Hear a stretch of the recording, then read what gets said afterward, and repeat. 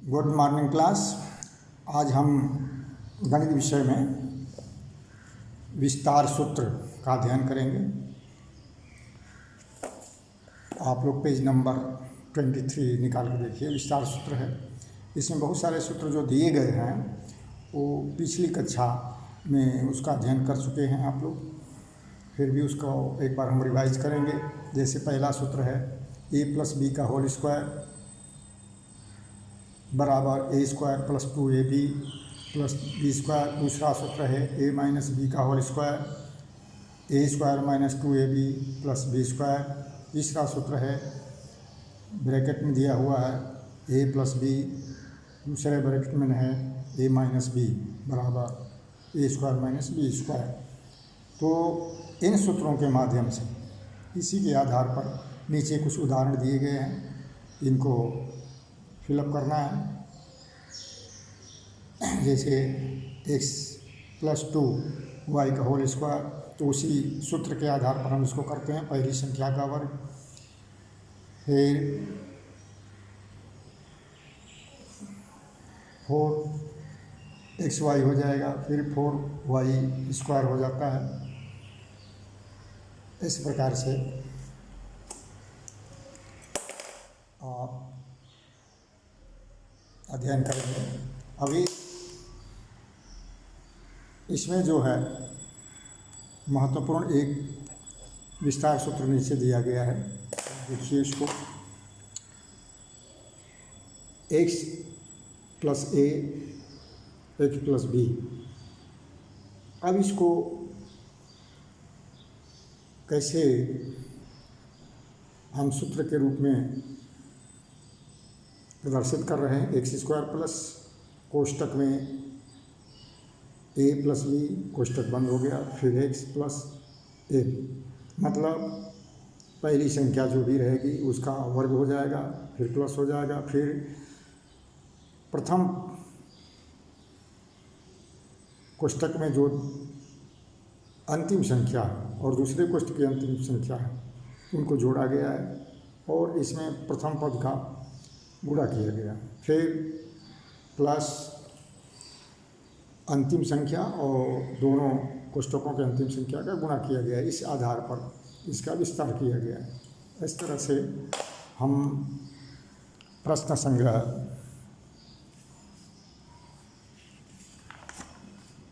5.1 का अध्ययन करेंगे। इसको हम उदाहरण के ही आधार पर समझा रहे हैं, जरा देखिए। इसे पुनः एक बार रिवाइज करेंगे और सूत्रों को देखेंगे। फिर से एक बार देख लीजिए। a + b का होल स्क्वायर बराबर है a² + 2ab + b²। दूसरा सूत्र a - b का whole square a² - 2ab + b²। तीसरा है a + b पहले कोष्टक में, a - b दूसरे कोष्टक में। अगर इस तरह का आता है तो a² - b², मतलब पहला पद का वर्ग और दूसरे पद का वर्ग, इसमें माइनस चिन्ह रहेगा। फिर चौथा सूत्र है x + a दूसरे कोष्टक में x + b। अब इसको हम करेंगे तो x² प्लस पहले कोष्टक में a + b कोष्टक बंद, फिर x + ab।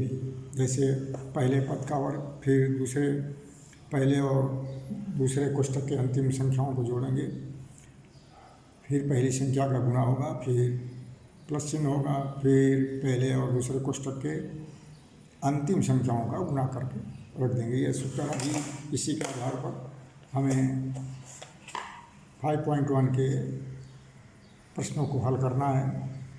अभी देखिए, इसमें दिया गया है। पहला प्रश्न है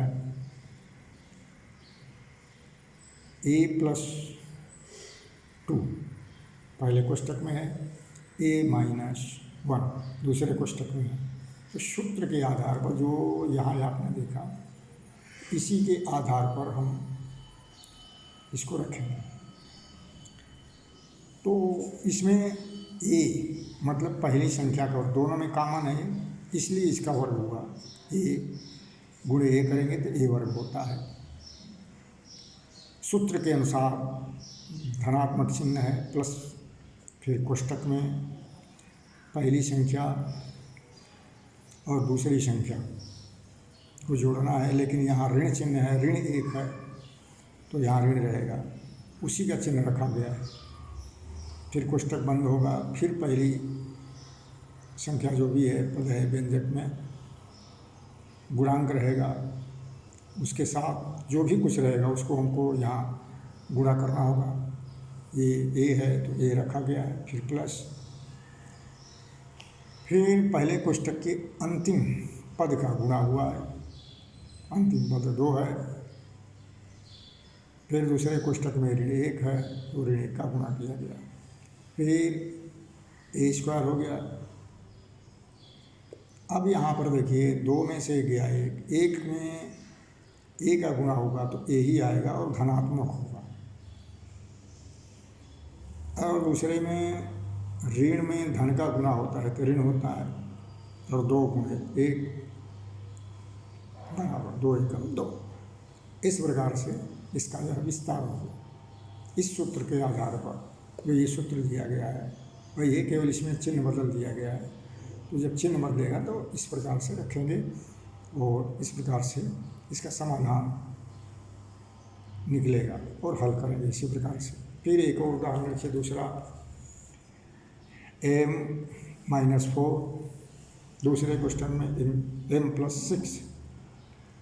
अब जैसे ऊपर की तरफ से पहले पद का वर्ग, क्योंकि दोनों कोष्टक में पहला पद m है, m गुणे m स्क्वायर हो गया, फिर प्लस, फिर कोष्टक में पहले कोष्टक का अंतिम पद चिन्ह के साथ, फिर दूसरे कोष्टक का अंतिम पद, इसको जोड़ा गया है और कोष्टक बंद, फिर m का गुणा किया गया है यहाँ पर, फिर प्लस चिन्ह, फिर कोष्टक में पहले कोष्टक का अंतिम पद -4 में गुणा किया गया, फिर दूसरे कोष्टक के अंतिम पद 6 का।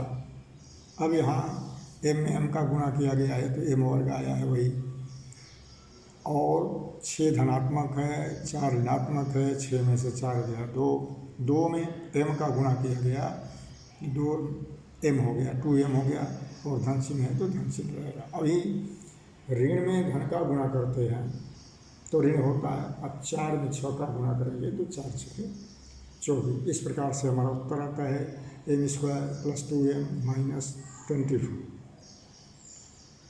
एक उदाहरण और देख लीजिए,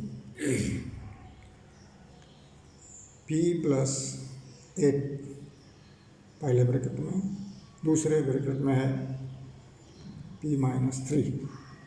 इस तरह दोनों कोष्टकों में पहला पद जो है कॉमन है, p में p का गुणा किया गया है तो p वर्ग हो गया है, फिर धनात्मक चिन्ह रहेगा सूत्र के अनुसार, फिर पहले कोष्टक का अंतिम पद ऋण दूसरे पद का, दूसरे कोष्टक में जो दिया गया उसका अंतिम पद ऋण 3 है, कोष्टक गुणा किया गया पहले और दूसरे कोष्टक में जो कॉमन पद है उसका गुणा किया गया है, फिर धनात्मक चिन्ह, फिर पहले कोष्टक का अंतिम पद गुणे दूसरे कोष्टक का अंतिम पद चिन्ह के साथ रखा गया है।